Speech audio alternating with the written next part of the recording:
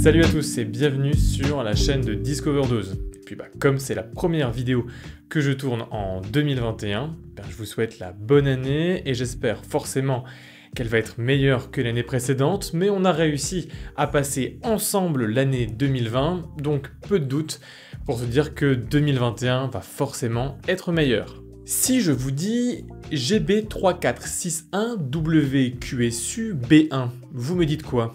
J'imagine que pas grand chose, et à vrai dire, c'est un petit peu normal. Et pourtant, il s'agit bel et bien du nom de cet écran qui est juste derrière moi, un écran que j'utilise maintenant depuis plus de 2 mois, ce qui m'a permis vraiment d'en analyser les points positifs et les points négatifs.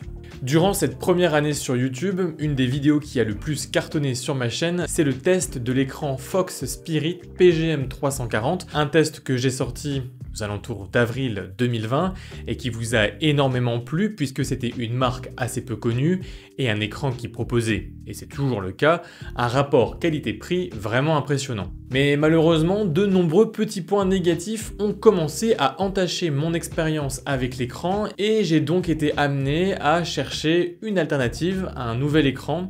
Et clairement, je l'ai trouvé. Et assez logiquement, vous pouvez vous demander quels étaient ces éléments négatifs qui m'ont fait changer d'écran. Eh bien déjà, cet écran Fox Spirit utilisait une dalle VA qui en plus était incurvée. Alors les dalles VA sont souvent citées comme une bonne alternative aux dalles TN pour avoir un haut taux de rafraîchissement de l'écran mais à moindre coût.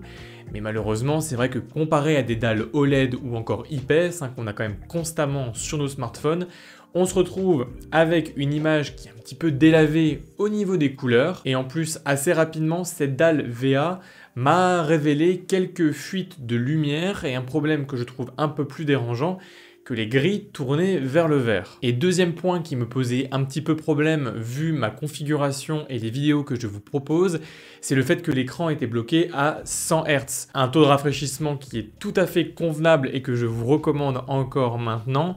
Le problème c'est que, et vous le savez, je viens de changer de PC pour me monter une configuration RTX 3070 et j'ai donc essayé de trouver un écran un petit peu meilleur à ce niveau-là. Dans ma recherche, j'ai donc cherché un écran avec les mêmes qualités que le Fox Spirit PGM340, mais en essayant de gommer tous ces petits défauts. Et dans ma recherche, je suis tombé sur cet écran, le Yamaha G Master GB3461WQSU B1, un écran au nom imprononçable, mais qui clairement a beaucoup de qualité. À commencer par sa fiche technique, puisque l'on est sur un écran 34 pouces avec une définition UWQHD, c'est-à-dire une définition qui typiquement on pourrait dire du 2K ou du QHD, mais qui se rapproche dans les faits beaucoup plus de la 4K.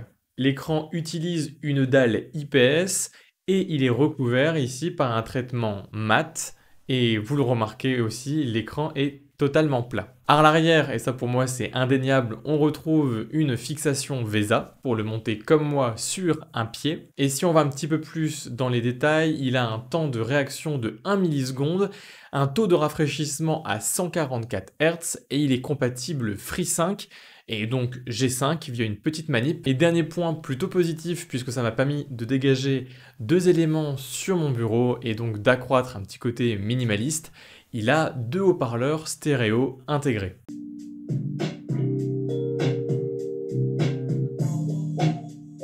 Et on va commencer tout de suite avec les points positifs que je lui trouve à cet écran. Eh bien forcément, il y a les caractéristiques. Puisque vous l'avez vu, on se retrouve face à un écran qui est assez impressionnant, mais qui moi m'impressionne surtout par son côté homogène. Homogène aussi au regard de son prix, puisqu'il est trouvable aux alentours de 479 €, et même moi j'ai pu le taper à 399 €, un prix où il se retrouve souvent lors des périodes de promotion. Et clairement, pour 399 €, avoir un écran avec ses qualités de 144 Hz, un écran géant de 34 pouces, avec ce format 21/9, ultra wide qui est quand même extrêmement agréable, c'est vraiment pour moi un gros point positif. Et toutes ces caractéristiques, à l'usage, ça se voit vraiment. Que ce soit pour du montage ou encore pour du jeu vidéo, vous avez vraiment un écran qui excelle vraiment partout, qui n'est pas le meilleur en termes de taux de rafraîchissement, mais en même temps, là pour le coup, je n'allais pas claquer plus de 2000 balles pour pouvoir m'acheter un moniteur qui fait 360 fps, j'en ai vraiment pas l'utilité. Mais pour les jeux vidéo, pour Overwatch, Fortnite, Call of Duty, etc., vraiment l'écran s'est montré extrêmement bon. Également pour tout ce qui est montage, Photoshop, DaVinci Resolve, vraiment j'ai une colorimétrie qui est très très bonne. Une colorimétrie qui, même si elle n'est pas parfaite en sortie de boîte, eh bien elle est assez facilement customisable et je vous mets dans la description les petits paramètres à ajuster pour avoir une qualité d'image au top. Ensuite, autre point positif, et vous me connaissez, c'est extrêmement important vu le setup que j'essaie de faire, c'est la question du design. Ici, on se retrouve avec un écran avec des bordures extrêmement fines, hein, c'est vraiment plaisant au regard. Et puis dans l'objectif aussi d'éviter les fuites de lumière et d'avoir du coup un écran un petit peu moins fragile, j'ai décidé aussi de partir sur un écran plat, complètement flat. Alors c'est un petit peu bizarre, la première fois que je l'ai monté, j'avais même l'impression d'avoir une sorte d'effet d'optique puisque je pensais que l'écran était incurvé dans l'autre sens, mais non, il est bien plat. Il fallait juste que je me réhabitue à avoir un écran plat et non incurvé. Mais au final, je l'aime beaucoup cet écran, même s'il est plat, puisqu'il est moins fragile, moins lourd également sur le pied, hein, forcément, on a moins de technologie pour essayer de soutenir l'écran. Et puis franchement, dans un setup, avoir un angle en moins et juste une ligne droite, c'est quand même beaucoup plus beau.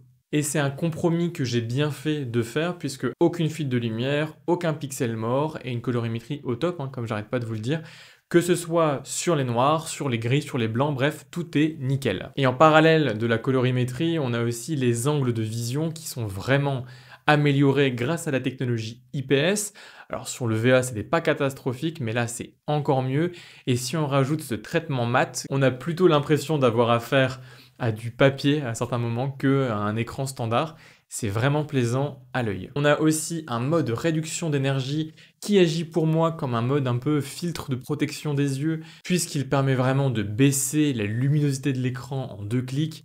Ça, c'est vraiment super agréable de pouvoir jouer en pleine nuit sans se griller les yeux. Et enfin, je vous en parlais dans les caractéristiques, cet écran dispose de 2 haut-parleurs situés sur le dessus et qui délivrent franchement une qualité sonore qui est vraiment honorable, à tel point que, je vous l'ai dit, j'ai dégagé mes 2 enceintes de mon bureau puisqu'elles ne me servaient plus vraiment, puisque au quotidien j'utilise un casque et que les enceintes sur l'écran me conviennent parfaitement pour regarder un film, une série, une vidéo rapide.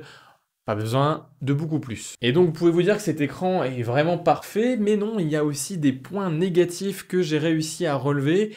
Et on va commencer par le plus gros point négatif qui, pour moi, est clairement son interface utilisateur qui est vraiment catastrophique. C'est vraiment pas agréable du tout. Bon, on a affaire ici pas à un écran tactile, alors forcément, on doit faire avec des boutons. Et comme les bordures sont ultra fines, les boutons sont situés à l'arrière, et limite obligé d'utiliser les 2 mains pour avoir une navigation un minimum fluide, mais c'est vraiment à s'arracher les cheveux puisque vous allez souvent revenir en arrière ou mal valider. Bref, l'interface est clairement à revoir. Aussi, dans ce même registre que l'interface, l'écran dispose d'un mode Picture in Picture hein, qui permet d'avoir 2 sources en même temps sur l'écran. Une idée qui est plutôt bien vue, mais comme je l'avais aussi relevé sur le Fox Spirit PGM 340, on est encore à une époque où certaines consoles ne gèrent pas l'ultra-wide. C'est le cas notamment de la Nintendo Switch. Donc si vous voulez jouer sur votre Nintendo Switch sur ce genre d'écran, eh bien déjà vous ne pouvez pas, puisque l'image va juste être étirée et clairement c'est pas top. Et si vous voulez juste vous dire, bon bah je vais mettre la Switch en petit écran en plus, et bah c'est pareil, ça sera juste vraiment étiré en 21/9. C'est dommage, ça pourrait vraiment être une bonne idée d'avoir dans l'interface utilisateur un mode pour pouvoir faire un picture in picture en 16/9, l'idéal pour la Switch ou encore la PS4 et la Xbox One. Et dernier point négatif que je peux un peu reprocher à cet écran, c'est son prix variable, puisque même si moi je l'ai à 399 € et que vous allez aussi pouvoir le retrouver dans les semaines et dans les mois qui viennent à ce tarif, on se retrouve à un écran qui fluctue pas mal au niveau du prix et qui est quand même souvent à 479 €, un prix qui pique un peu plus, d'autant plus quand on voit la concurrence, je vous en parlais tout à l'heure, de Fox Spirit avec sa gamme PGM 340, la V1 et la V2, qui est extrêmement intéressante aussi, même si, comme je vous l'ai dit, on peut se retrouver face à 2-3 points négatifs qui, moi, personnellement, m'ont dérangé.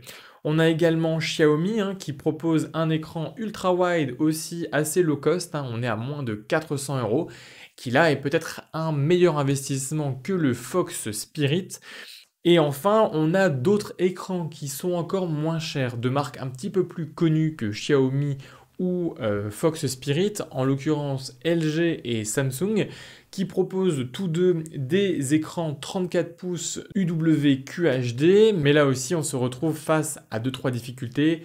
Pas de haut-parleur, une fréquence d'image limitée à 75 Hz. Bref, vraiment, le meilleur écran dans sa gamme, ça reste quand même celui-ci, si vous arrivez à le taper à 399 €. Et donc voilà ce que j'avais à vous dire sur cet écran Yamaha au nom clairement imprononçable. On est ici en présence d'un super écran qui ne m'a pas déçu une seule fois en 2 mois, à part cette interface utilisateur complètement catastrophique. En tout cas, si vous cherchez un écran de grande taille au format 21/9 et qui va vous permettre vraiment de décupler votre productivité grâce à ce format, eh bien ça peut vraiment être un bon investissement, surtout avec tout le télétravail qui nous attend encore. Et donc si vous souhaitez acheter l'écran, je vous mets des liens dans la description. J'espère que la vidéo vous a plu et qu'elle vous a permis d'y voir un petit peu plus clair dans ce produit. Et si c'est le cas, eh bien n'hésitez pas à liker la vidéo et à vous abonner. C'est extrêmement important. Et puis vous l'avez vu, on a dépassé les 3000 abonnés sur la chaîne. C'est complètement dingue. Et en attendant la prochaine vidéo, eh bien prenez soin de vous, mais restez curieux. Allez, salut!